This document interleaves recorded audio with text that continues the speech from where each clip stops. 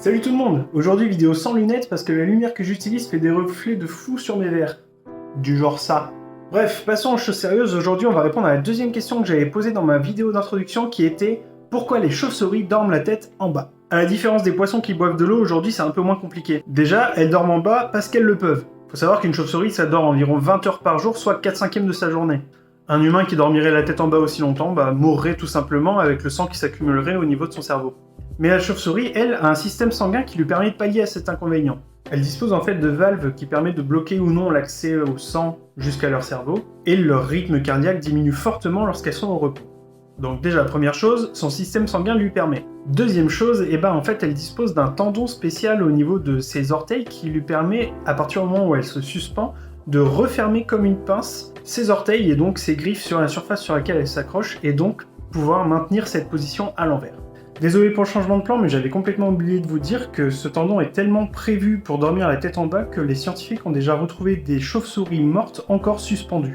Ok, donc ça explique comment elle le fait, mais ça répond pas à pourquoi elle le fait. Il y a plusieurs raisons à ça. Premièrement, au fil du temps, les chauves-souris ont évolué pour privilégier le vol par rapport à la chasse au sol. Et du coup, les muscles de leurs jambes se sont atrophiés, ce qui fait qu'elles ne peuvent même pas tenir debout. Ce qui explique donc en partie pourquoi elles préfèrent être suspendues la tête en bas, mais qui explique aussi la seconde partie. Puisque leurs jambes sont complètement atrophiées, ça les empêche de pouvoir marcher et donc prendre de l'élan pour pouvoir s'envoler. À la différence de tenir accrochées à l'envers suspendues, qui fait que si elles ont besoin de s'envoler, que ce soit à cause de la présence d'un prédateur ou juste pour partir en chasse, il suffit de se décrocher, se laisser tomber et c'est parti. On peut aussi ajouter que leurs ailes leur servent à se protéger du froid par exemple lorsqu'elles hibernent, mais aussi permettent de retenir leur bébé quand les femelles accouchent toujours la tête en bas. Il faut savoir aussi que les chauves-souris sont le seul mammifère qui a la particularité d'avoir un vol actif. Et qui dit mammifère dit allaitement, et effectivement les chauves-souris allaitent leur bébé. Mais elles en font que un par an environ, donc ça va.